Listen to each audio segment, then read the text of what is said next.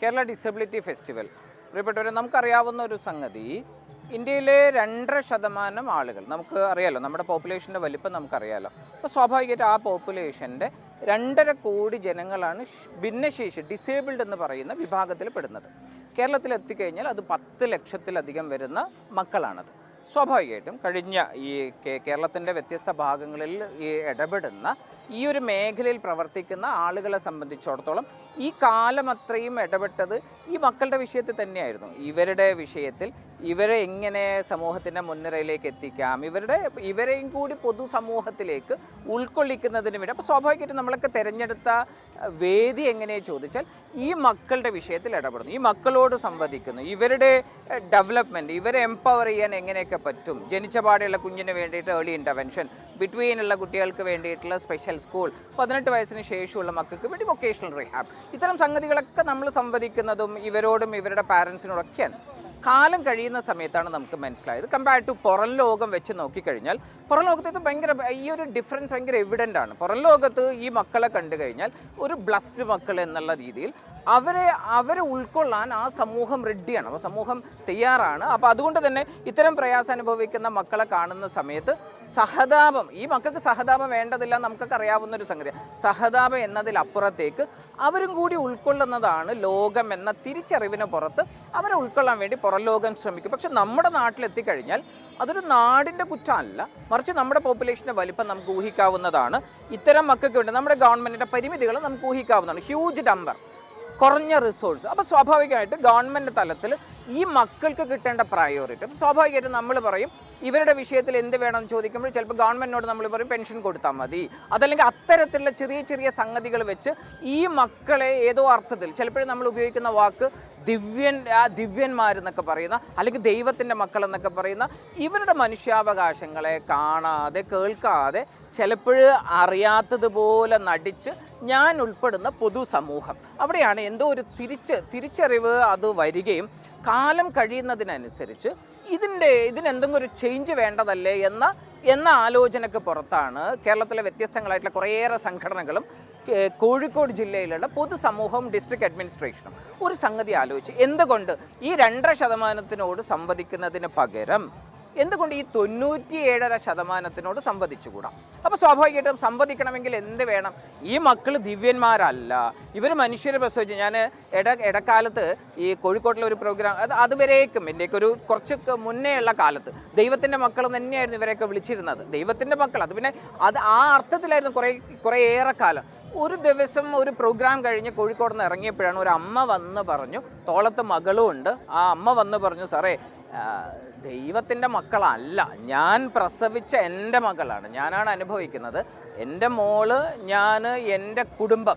ഇന്നത്തെ ദിവസം തന്നെ ഉണ്ടായി ഇതിൻ്റെ കുറേ പ്രാക്ടിക്കൽ ഇഷ്യൂസ് എന്നൊക്കെ പറയുന്നത് നമുക്കറിയാലോ. ഒരു പാരൻറ്റിനെ ഇന്ന് ഞാൻ കണ്ടു. ആ പാരൻറ്റ് വർത്തമാനം പറയുന്നതിനിടയിൽ അദ്ദേഹം പറഞ്ഞു, ഞാൻ കഴിഞ്ഞ 4 മാസത്തിനിടയിൽ 4 പ്രാവശ്യമാണ് വീട്ടിൽ വീണത്. എൻ്റെ പേരക്കുട്ടി എൻ്റെ ഈ പ്രായത്തിൽ 74, അദ്ദേഹത്തിൻ്റെ പാൻറ് ഒന്ന് പൊക്കി കാണിച്ച് എന്നോട് പറഞ്ഞ മുട്ടിലുള്ള വലിയ വൂണ്ട് എനിക്ക് കാണിച്ചു തന്നിട്ട് പറഞ്ഞു, എൻ്റെ പേരക്കുട്ടി കഴിഞ്ഞ ഈ പറയുന്ന 4 മാസത്തിനിടയിൽ അവൻ ഹൈപ്പർ ആവണ സമയത്ത്, അവൻ വയലൻ്റ് ആവണ സമയത്ത്, അവൻ്റെ വിഷയത്തിൽ ഇടപെടാൻ വേണ്ടി ശ്രമിച്ചപ്പോൾ അവൻ എന്നെ തള്ളിയിട്ടതാണ്. അവൻ അറിഞ്ഞുകൂടാ, എന്നെ തള്ളിയിടാൻ പാടില്ല, ഞാൻ അവൻ്റെ ഗ്രാൻഡ് ഫാദറാണ്, ഇത്തരം സംഗതിയൊന്നും അറിഞ്ഞുകൂടാത്ത അതിൻ്റെ പൊട്ടും കാണിച്ചു തന്നിട്ട് അതിൻ്റെ കൂട്ടത്തിൽ അദ്ദേഹം ഒരു വാക്ക് ഉപയോഗിച്ചു, 365 ദിവസവും ജീവിതത്തിൽ സമാധാനം കിട്ടാത്ത ആളുകളെ നിങ്ങൾ കാണണമെങ്കിൽ എൻ്റെയൊക്കെ വീട്ടിലേക്ക് വന്നോളി എന്ന് പറയുന്ന ഒരു വർത്തമാനം. അപ്പോൾ സ്വാഭാവികമായിട്ടും നമുക്ക് ഇതിലെന്തോ ഒരു പൊരുത്തക്കേടുണ്ടല്ലോ. ഈ പറയുന്ന 2.5% വിഷയത്തിൽ മാത്രം സംവദിച്ചാൽ മതിയാവില്ല എന്ന തിരിച്ചറിവിന് പുറത്താണ്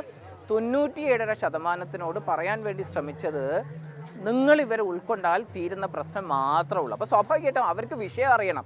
ഈ പറയുന്ന മക്കൾ അനുഭവിക്കുന്ന, അവരുടെ കുടുംബം അനുഭവിക്കുന്ന പ്രയാസങ്ങളെയും വിഷയങ്ങളെയും, ഒപ്പം ഞാനടക്കമുള്ള പൊതുസമൂഹം, അതിൽ ഗവൺമെൻറ് ഉണ്ട്, ബാക്കി എല്ലാ അർത്ഥത്തിലുള്ള പൊതുസമൂഹമുണ്ട്, ആ ആളുകൾ ഇവർക്ക് കൊടുക്കുന്ന ആ അറ്റൻഷൻ, അതിൻ്റെ ഒരു പ്രയോറിറ്റി ലിസ്റ്റിൽ ഇവർ താഴെയാണ് എന്ന തിരിച്ചറിവിന് പുറത്ത് ഈ 97.5% പറഞ്ഞു, നിങ്ങളൊന്ന് പോരെ, 4 ദിവസം നിങ്ങൾ കോഴിക്കോട് ബീച്ചിലേക്ക് വരും.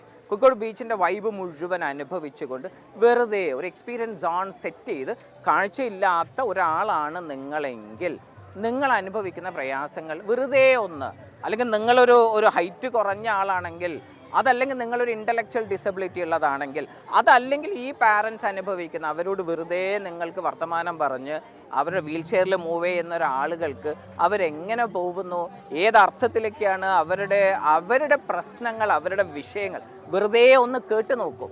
അപ്പോൾ ഇതൊരു പരീക്ഷണമാണ്. ഈ പറയുന്ന KDF എന്ന് പറയുന്നത് ഒരു പരീക്ഷണം, ഒരു ദിവസം പറഞ്ഞ് തീർക്കാൻ പറ്റുന്ന ഒരു സംഗതി അല്ലാത്ത, അതിനൊരു ഡേറ്റ് വെച്ച് ആ പ്രോഗ്രാം, ആ പ്രോസസ്സ് ആരംഭിക്കുകയാണ് ഈ പറയുന്ന ജാനുവരി 29 മുതൽ ഫെബ്രുവരി 1 വരെ. ഫെബ്രുവരി 1 അത് തീരില്ല കേട്ടോ.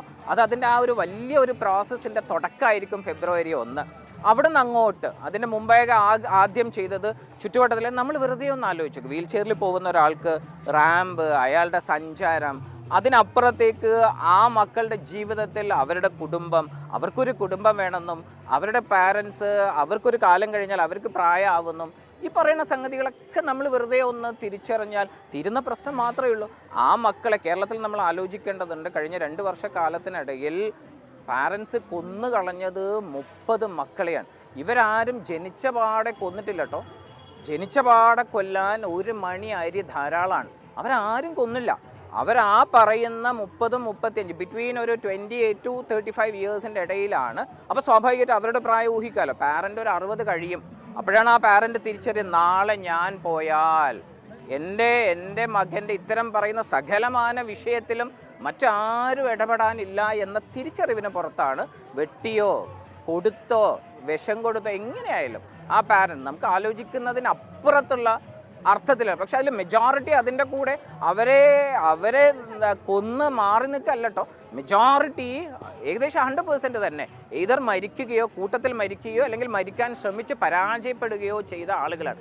ഈ വിഷയം പൊതുസമൂഹം ഈ 97.5 മനുഷ്യരോട് പറയാൻ വേണ്ടി തന്നെയാണ് KDF ഉണ്ടാക്കി. ഈ ഒരു KDF കൊണ്ട് മാറ്റങ്ങൾ വരില്ല എന്ന് 100% ഉറപ്പാണ്. പക്ഷെ തിരിച്ചറിവ് എന്തേ എന്ന് ചോദിച്ചാൽ ഞാനടക്കമുള്ള പൊതുസമൂഹം ഈ 97.5 ഇവരെ ഉൾക്കൊണ്ടേ മതിയാവൂ എന്ന് നാൾക്ക് 1 വീതം 3 നേരം എന്നൊക്കെ പറയുന്നത് പോലെ, അല്ലെങ്കിൽ സകലമാന ദിവസവും സകലമാന സാധ്യതകളും സകലമാന സംഗതികളും ഉപയോഗിച്ചുകൊണ്ട് ഈ നാടിനോട് വിളിച്ചു പറയണം, അവർക്കുകൂടി അവകാശപ്പെട്ടതാണ് ഭൂമി. അതല്ലാതെ അവർ ദിവ്യന്മാരല്ല, ദൈവത്തിൻ്റെ പ്രതിരൂപങ്ങളല്ല, പെൻഷൻ മാത്രം കിട്ടിയാൽ അവരുടെ പ്രയാസങ്ങൾ തീരില്ല.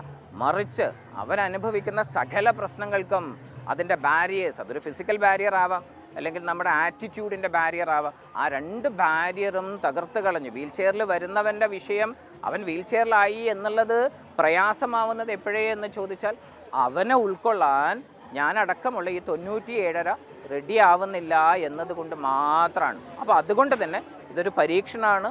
എനിക്ക് തോന്നുന്നു ആ പരീക്ഷണം ഏകദേശം വിജയിച്ചു. ആദ്യഘട്ടം ഭംഗിയായി പൂർത്തിയായി എന്നുള്ളതാണ്. ഇതിനൊരു തുടർച്ചയുണ്ടാവും. ഇത് കേരളത്തിൻ്റെ 14 ജില്ലയിലും ഈ ഒരു സംഗതി റെപ്ലിക്കേറ്റ് ചെയ്യും. ഇതിനൊരു 2ാം ഭാഗം ഉണ്ടാവും, ഇതിനൊരു 3ാം ഭാഗം ഉണ്ടാവും. ഇത് പറഞ്ഞുകൊണ്ടേ ഇരുന്നാൽ ഒരു കാലത്ത് നമ്മുടെ എല്ലാ അർത്ഥത്തിലും ഇവരെ ചുറ്റുന്ന ആ പൊതുസമൂഹം, അതിലെല്ലാ ആളുകളും ഉണ്ട് കേട്ടോ.